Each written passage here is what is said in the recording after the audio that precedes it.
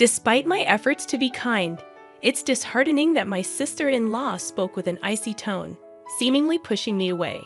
She remained resolute about claiming my brother's estate and showed no willingness to compromise. I couldn't shake the growing anxiety that enveloped me, casting a shadow on my spirits. I'm Kathy Morgan, a 27-year-old doctor at a university hospital. My brother recently passed away, and today marks his funeral. I find myself at his house, surrounded by people who remember him. Amidst the crowd, Jocelyn, my brother's wife, approached me. "Ah, there you are, Kathy. I'm glad I found you. You've been working hard today. Could we talk over there for a bit?" Jocelyn asked, initiating a conversation. "Yes, Jocelyn." "Sure," I replied, following her. My brother and Jocelyn married 3 years ago and moved into the spacious house where we grew up. The house, meticulously built by our parents, boasted a large garden and other features. Despite our comfortable living arrangements, our family faced challenges. My mother battled a chronic illness, confining her to a hospital since my early childhood. My father's wealth allowed us a comfortable life, but he too succumbed to overwork and joined my mother in death. Left alone in the large house, my brother and I became each other's company. Though he continued living there and flourished in his medical career, I ventured into a life of my own after university. The days leading up to my brother's funeral passed in a blur. As we moved from crowded rooms to quieter hallways, Jocelyn approached me with a grave matter. "Actually, there's something I need to talk to you about, Kathy. It might seem too soon after the funeral, but it's about the inheritance. It's a very important matter." So, I believed it was necessary to have a discussion with you beforehand. However, I found myself bewildered and uneasy as Jocelyn suddenly broached the topic of inheritance. Are you talking about my brother's inheritance?" I asked, seeking clarification. "Yes, that's right. Since we don't have children, the inheritance would be between you and me. Legally, I would get 3/4 and you 1/4, so I would inherit $1 million, Jocelyn explained, her hand covering her mouth, a subtle smile forming. Her revelations didn't stop there. "Oh, and I'll be taking this house too. After all, it's the house where I lived with Henry, and it's filled with our memories as his wife. It's only natural that I inherit the house, right?" She continued. "What I wanted to confirm with you, Kathy, was this. You don't have any objections, do you?" Jocelyn spoke gently and calmly, but there was a lack of the expected sorrow over losing her husband. I had only met Jocelyn at my brother's wedding, making this our second encounter. The indescribable unease I felt during our first meeting returned as I observed her behavior.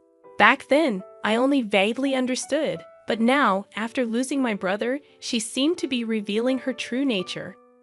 Unable to contain my discomfort, I confronted Jocelyn. "Jocelyn, I think this is not the way such important matters should be discussed. Properly, on another day," I asserted. Upon my objection, Jocelyn suddenly turned distant. Her previously calm face tightened, and she looked at me with cold eyes. "Oh, is that so? I'm trying to be nice, and yet you don't understand. What a pity. Well, I have a reliable lawyer. I will make sure to get my share of the inheritance," she said, her tone condescending. "I married Henry because he came from a wealthy family. Why would I marry such a serious and boring man for any other reason? He was truly uninteresting, and I'm genuinely relieved that he's gone from this world." I couldn't believe what Jocelyn was saying. My bad premonition about my sister-in-law was proving true. Did my brother know this side of her? If he did, why did he choose to marry someone so unsuitable for him? Shocked and unable to say anything, I watched as Jocelyn walked away, having said what she wanted and seen my reaction. She probably felt there was no need to stay any longer. I stood there frozen, overwhelmed by complex emotions. Even after returning to my own home, I felt downcast and engulfed in gloom.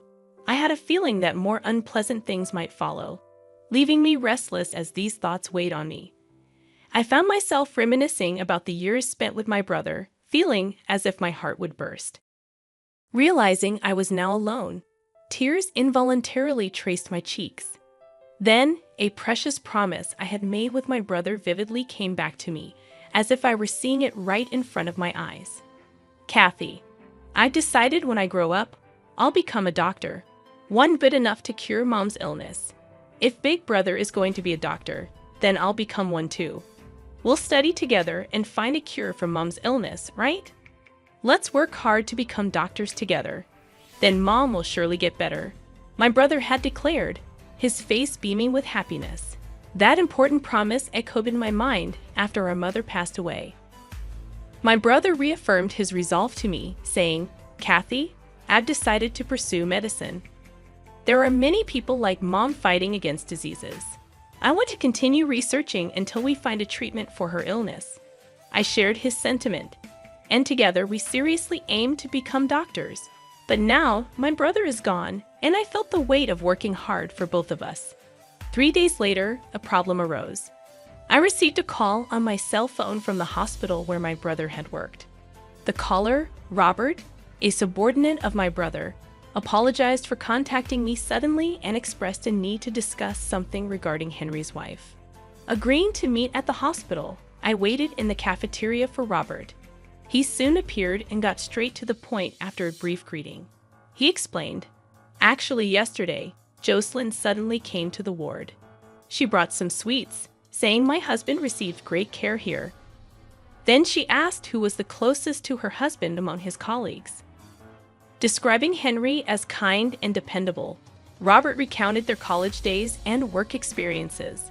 However, Jocelyn's line of questioning seemed to change, as if she was probing for something more. She then asked, is there anything my husband was hiding from me? Instinctively feeling that getting further involved was dangerous, I answered, not that I know of. Suddenly, Jocelyn raised her voice, demanding to see where her husband's belongings were. She insisted that she could check them right there, threatening consequences if anything hidden was found. Understanding that Jocelyn was searching for something related to the inheritance, Robert explained that he refused her request, citing the confidential and personal nature of the ward. However, she was later seen wandering around the hospital, probing other staff. I couldn't forgive Jocelyn for barging into my brother's workplace and troubling unrelated people.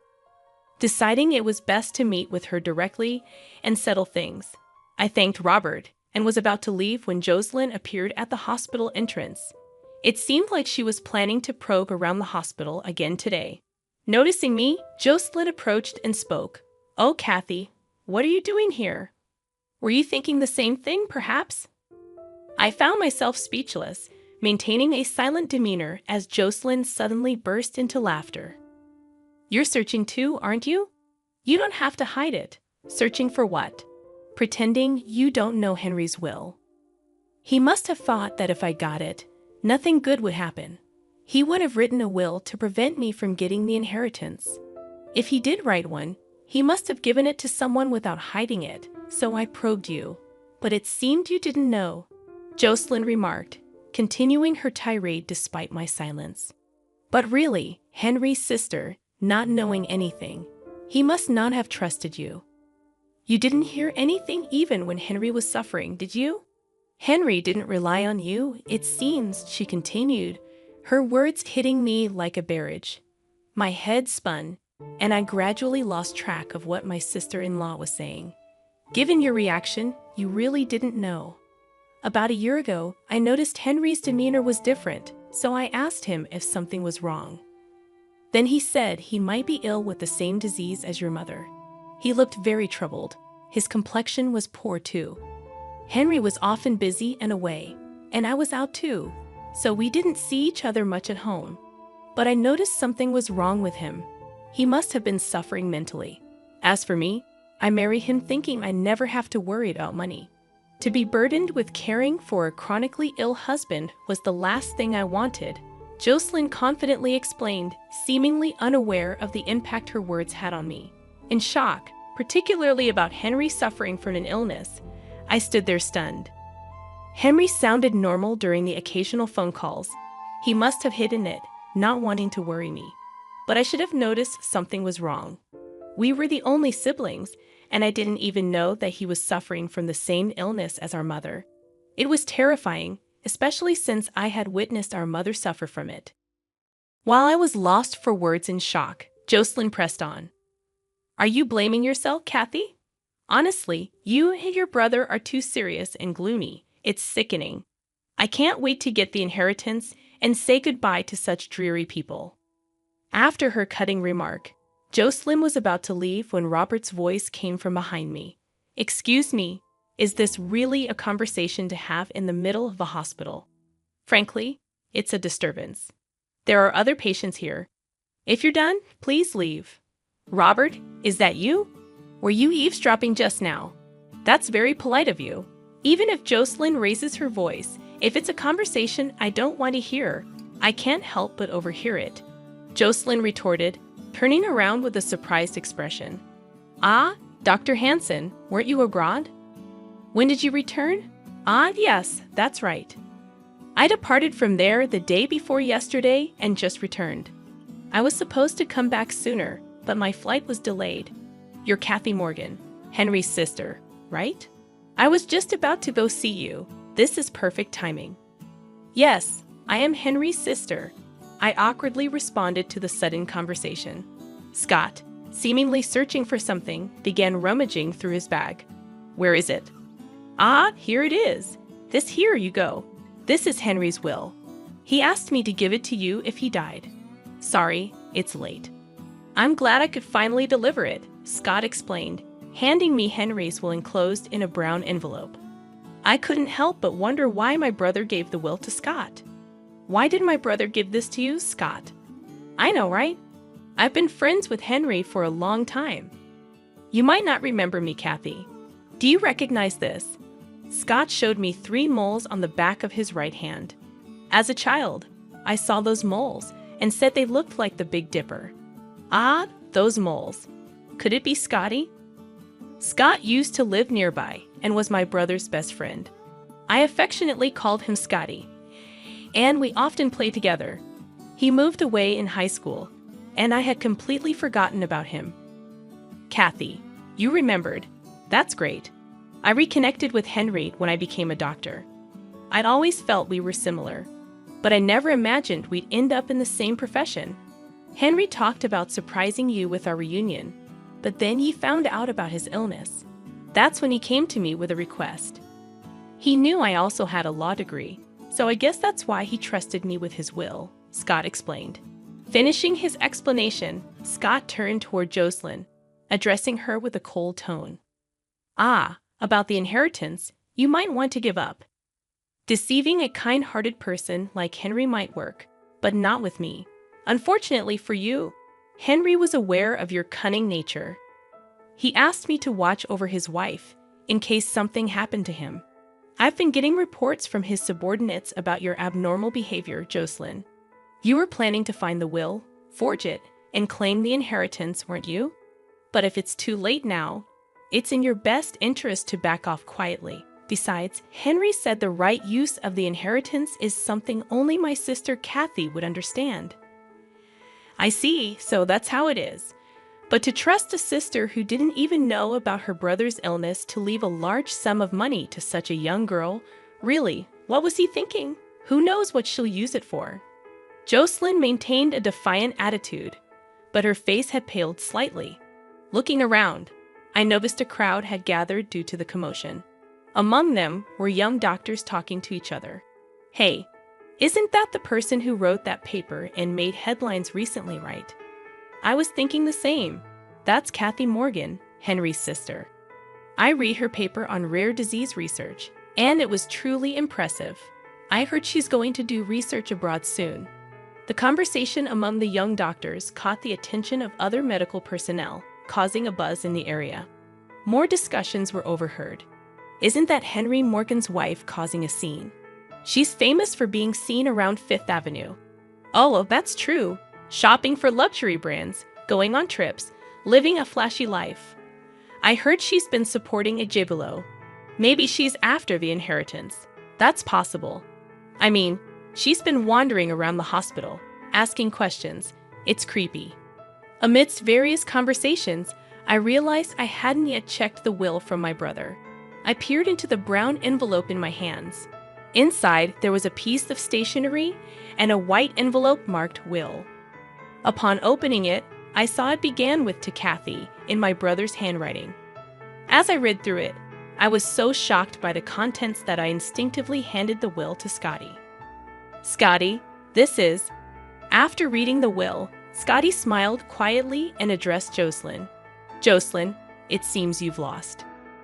Henry was planning to end his marriage with you. The letter says so. About the marriage certificate you forced him to write, it seems Henry never submitted it, so he wanted to assure his sister that she could rest easy. You and Henry were effectively in a common law marriage. You never had any right to the inheritance in the first place. That's a lie. There's no way he would do such a thing." Jocelyn's momentum faded, and she began muttering quietly to herself. "Kath, can I see that envelope too? May I?" "Oh, sure." Scotty peered inside the brown envelope and confirmed its contents, then added another blow. "Here's the official will as well, Jocelyn. If you want to see for yourself, I won't stop you. Feel free." Jocelyn's face turned ashen, and she looked visibly upset. She seemed at a loss for words, her lips trembling. Continuous criticism of Jocelyn rose from the onlookers. Jocelyn, now without an escape, was frozen in place. Soon, the hospital's administration, alerted by the commotion, had the crowd dispersed to their respective duties. When I looked up again, Jocelyn was gone. After that day, she disappeared from our family home and never reappeared before me. Following my brother's will, I inherited the estate. My research paper on the rare disease that affected my mother and brother received high acclaim, leading me to relocate overseas to continue my research. Part of the inheritance was used as a donation to help those suffering from the rare disease, and the rest was allocated for research funding. Scotty, my brother's best friend, and now more than that, became my life partner. We, as medical colleagues working abroad, are planning to register after our marriage this June. Our hope to free more people from the grip of the disease that afflicted my mother and brother remains unchanged. Together as husband and wife, we aim to continue our research, supporting each other along the way.